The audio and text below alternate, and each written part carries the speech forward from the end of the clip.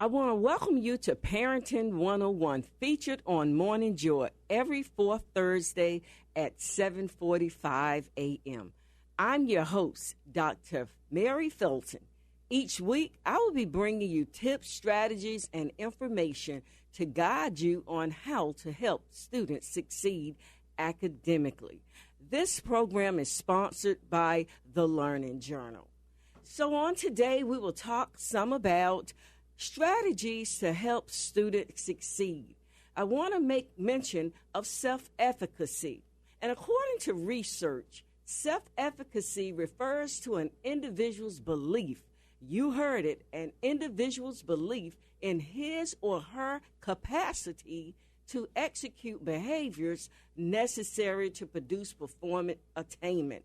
And that was Bandura back in 1997, 1986, and 1997, and so forth. So if you have a moment, please take the time to research the importance of self-efficacy. The belief in one's ability is definitely important. It reflects the confidence in the ability to exert control over one's own motivation, behavior, and social environment.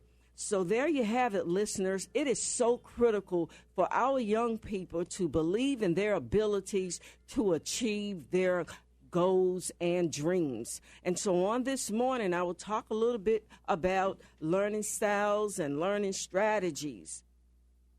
And we know that with learning is very important.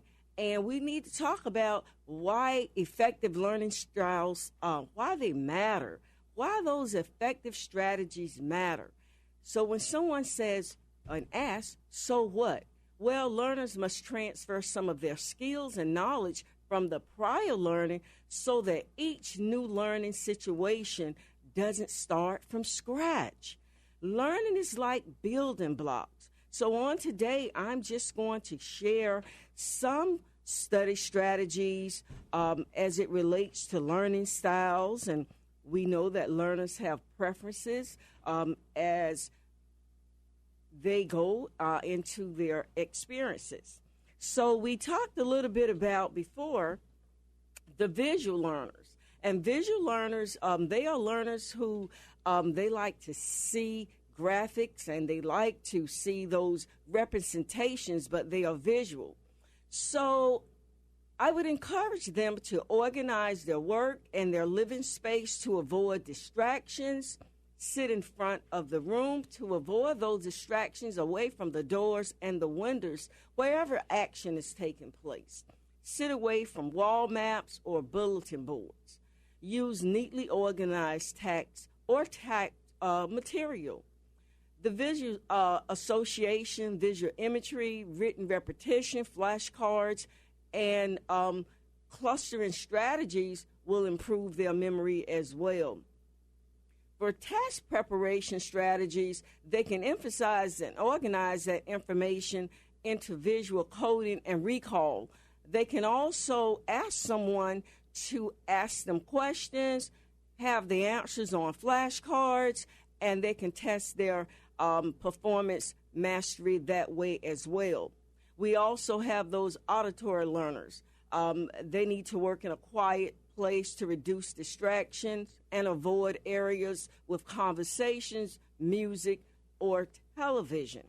So these are just some of the strategies, and as you can see, there are different strategies for those preference. If it's a visual learner, if it's an auditory learner, and then we have the kinesthetic learner as well. And we will talk some about the kinesthetic learning styles. And so with the kinesthetic learning styles, they like to actively participate in discussions. They like to use case studies, and that will help them with the principles regarding the learning style strategies that will help them absorb the information. And there you have it. I will be right back after a song. Welcome back to Parenting 101. I have several more strategies that I will share with you to ensure that the students have an opportunity to experience success. And so I will continue. I do have a list of questions that parents can ask to their students just to get a pulse regarding where the student is. Can you recall information? Can you remember or recall information? That's level 1. Can you explain concepts or ideas in your own words? That's level 2. Can you use the information in a new way? Can you transfer that information into a new situation using that background knowledge? Can you distinguish between parts, between the different parts? Can you justify that stand or decision? And can you create a new product or a point of view? Those are just some questions that a parent can utilize for a pause to just see and determine the current level of learning, because we do have 6 levels of learning. And as I have previously said, learning those 6 levels and identifying them will help students understand how they are performing, because as we can see from level 1, memorization, all the way to creating a new product, there are several levels between level 1 and level 6. There are also some suggested questions for parents or guardians to check for understanding. Number 1, what topics did you understand at this point? What tasks do you find challenging at this point? What do you need to know more about at this point? How do you feel and how do you find that additional information? How do you feel about where you're performing and how you're performing at this point? What resources have helped you understand or have been interesting when you have tried to use them? It's very important to ask these guiding questions. How do you feel about the way you approach your difficult tasks? What strategies are you using to develop your academic vocabulary? We all know that academic vocabulary is critical to comprehension, so therefore we must definitely encourage our young people to build that academic vocabulary. Just simply calling words and pronouncing words is not comprehension. So we want to ensure that they are actually understanding and able to utilize what they've learned and express it in their own words. So that's why it's definitely important to increase the academic vocabulary. What new knowledge, skills, and understanding have they gained during the process, for example, of writing in a journal? What can they do today that they could not do yesterday? I'm going to repeat that. That's a great reflection question. What can you do today that you could not do yesterday? So those are just some questions that I would suggest that parents can use to check for understanding. Be realistic, match the child's expectations to their abilities and their interests. That's so important. We want to set high expectations for the children, and yes, that is definitely a key, but it is essential to match those expectations to their abilities as well as their interests. I do encourage the parents to stay in touch with the child's teachers, the counselors, because it's about a team effort.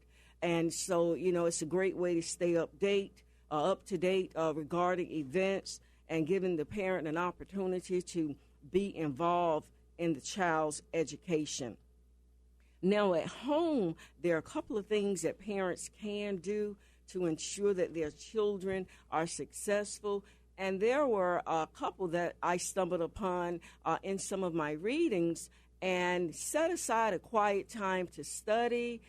Choose a time that's good for the whole family. Many times people want to turn off the televisions and the radios because they do want that quiet place. Have the child study, do homework, or read, but use a time that is quiet, or move them to an area that is quiet. And also providing reading materials and reading together every day. It's said that 20 minutes of reading is definitely essential, but I always encourage, if you have time, read with the child every day. I want you to think about what I've said. I would like to read a quote.